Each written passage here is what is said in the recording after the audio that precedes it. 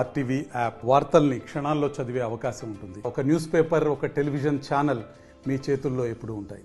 కరీంనగర్ ఉమ్మడి జిల్లా వ్యాప్తంగా వైన్ షాపులను దక్కించుకోవడానికి పెద్ద ఎత్తున రాత్రి వరకు వారు వెయిట్ చేయాల్సి వచ్చింది. ఒక్కసారిగా నిన్న ఒక్కరోజే కరీంనగర్ జిల్లాకు సంబంధించి 77 దరఖాస్తులు చేసుకున్నారు.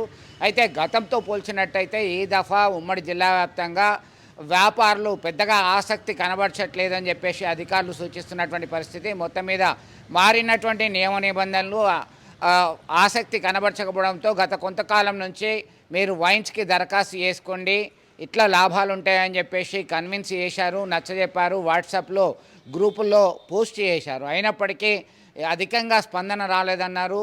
ఒకసారి ఓన్లీ కరీంనగర్ జిల్లాకు సంబంధించి 94 వైన్ షాపులు ఉంటే 2700కు పైగా వ్యాపారులు దరఖాస్తు చేసుకున్నారు. అందులో ప్రతి ఒక్కరూ 3 లక్షల రూపాయలు చెల్లించాల్సి వస్తుంది. ఎవరైతే లక్కీ లాటరీ ద్వారా ఈ నెల 27న లక్కీ లాటరీ తీస్తారు అధికారుల సమక్షంలో. లక్కీ లాటరీ ద్వారా మద్యం దుకాణాలు దక్కించుకున్న వాళ్ళు నియమ నిబంధనల ప్రకారం లైసెన్స్ ఫీజు చెల్లించాలి. దానికి సంబంధించినటువంటి డబ్బులు చెల్లించాల్సినటువంటి అవసరం ఉంటుంది. మొత్తం మీద ఈ దఫా ఎక్సైజ్ శాఖకి అనుకున్న రేంజ్లో ఆదాయం రాలేదనే చెప్పుకోవచ్చు. మరిన్ని వీడియోస్ కోసం ఛానల్ ని సబ్స్క్రైబ్ చేయండి. లేటెస్ట్ అప్డేట్స్ కోసం వాట్సాప్ ఛానల్ ని ఫాలో చేయండి. అండ్ లింక్ డిస్క్రిప్షన్ లో ఉంది.